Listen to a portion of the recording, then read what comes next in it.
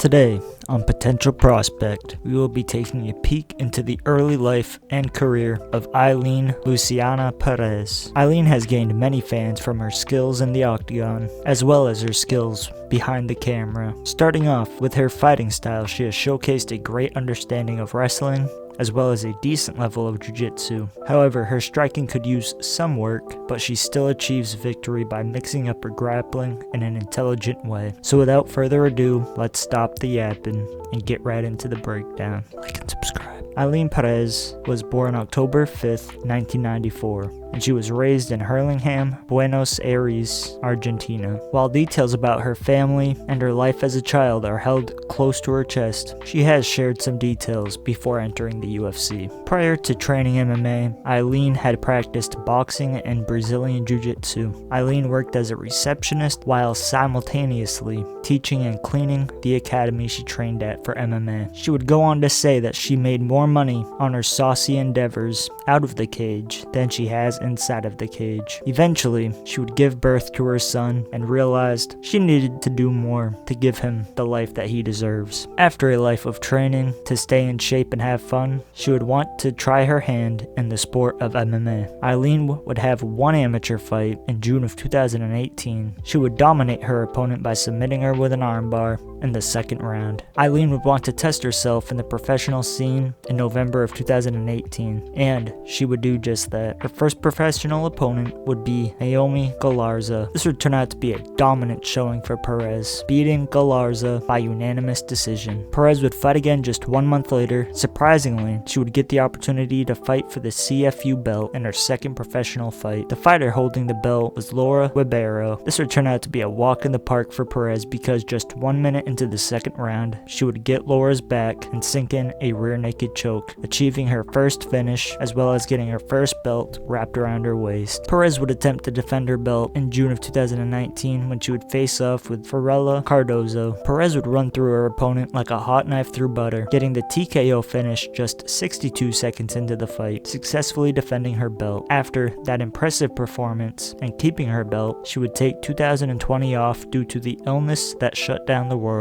She would also change promotions from CFU to the NFC, where she would fight Gessie Yasmin. This would be a harder fight than her previous one, but she would showcase her toughness and cardio, and she would end up winning by unanimous decision. Not feeling content with the competition in NFC, she would sign to a better promotion, SFH. In August of 2021, she would fight for their vacant belt as well as headline her first card. Her opponent would be Alessandra Tenara. Perez would not disappoint and once again put on a very impressive performance. Just 4 minutes into the first round, she would land an insane head kick that would flatline her opponent, getting her second belt wrapped around her waist. She would waste no time in attempting to get a title defense, fighting again in November of that same year. Once again, headlining the event, her opponent would be Tamires Vidal, who is currently in the UFC as well. This would be a dominant fight for Perez, but she would get overzealous and land an illegal knee, leaving her opponent unable to continue, as well as getting disqualified, losing her belt while getting her first loss in the process. Perez would learn from this mistake and would feel a sense of relief knowing she wouldn't have to protect her perfect record. She would be motivated to fight again and hopefully get her belt back after winning a few more fights. So she would fight Ramina Aguirre in February of 2022. This fight would be another cakewalk for the budding prospect. Just 3 minutes into the fight, she would land vicious ground and pound, forcing the ref to step in. Therefore, she would get right back into the win column, and she would waste no time in signing another fight. SFH would offer her an opportunity to get her belt back due to Vidal going to the LFA and relinquishing her belt. Her opponent would be Stephanie Bragirak. She would also headline the event for the third time in her career. Once the ref said fight, it was one-way traffic and a brutal display of Perez's skills, because in between the second and the third round, Stephanie's corner would throw in the towel and save their fighter for more punishment. With Perez getting her title back and winning her fourth title fight, the UFC would take notice and give Perez a shot in the big leagues. On September 3rd, 2022, she would make her long-awaited UFC debut. to. Her opponent would be Stephanie Egger. This would be a huge test for Perez. It was competitive in the first round, but in the second round, Perez would give up her back and get caught in a rear naked choke, forcing her to tap, making this her first legitimate loss, as well as her losing on the biggest stage she has been on. Perez was now more motivated than ever. She not only had been 0-1 in the UFC, but she moved herself and her son to Miami to seek a better life. She would get another fight in July of 2023 against Ashley Evans-Smith. This is where the fans would see just how dominant Perez could be, outclassing the UFC veteran not only on the feet but on the ground as well. But Ashley would stay in the fight until the final bell. Perez would end up winning by unanimous decision, showing the fans her dance moves as she would twerk to celebrate, getting her first win in the UFC and beating the veteran at the same time. Wanting to stay as active as possible, she would take another fight in November of that same year. This time she would fight Lucy Pudilova, and once again Perez would showcase her skills in superior grappling, beating Pudilova from pillar to post, and once again winning by unanimous decision and showing the fans her signature dance. But there was some beef cooking behind the scenes. Jocelyn Edwards would assault Perez and cause a scuffle. It is still unknown as to why this occurred, but it was enough for the UFC to have them fight legally to see who the better fighter really was. And in June of this year, Perez versus Edwards would take place. With it being clear as day these women did not like each other, this fight would not disappoint, with both women throwing a lot of hands and having very fun scrambles on the ground. It would turn out to be a razor close fight, but at the end, Perez would get the nod from the judges, winning by unanimous decision. Both women would squash the beef and show respect after the fight. And that brings us to this weekend. Ailin Perez is fighting Darya Zheleznyakova. This will be another tough fight, but I think Perez has the skills to get the job done if she sticks to grappling and doesn't get too comfortable trying to outstrike Darya, as she is 9-1 in her career, and she is much better at striking than she is at grappling. With that being said, I think Perez can dominate this opponent and get the unanimous decision win. Perez currently has 10 wins with only 2 losses. She has 4 knockouts, 1 submission, and 5 decision wins. She has lost 1 fight by submission and has been disqualified 1 time due to an illegal knee. She definitely has potential to be a star in WMMA, but she needs to get some finishes in the UFC. And the reason I think that she could be a star is because of how much engagement she has gotten on social media already. Comment if you agree and let me know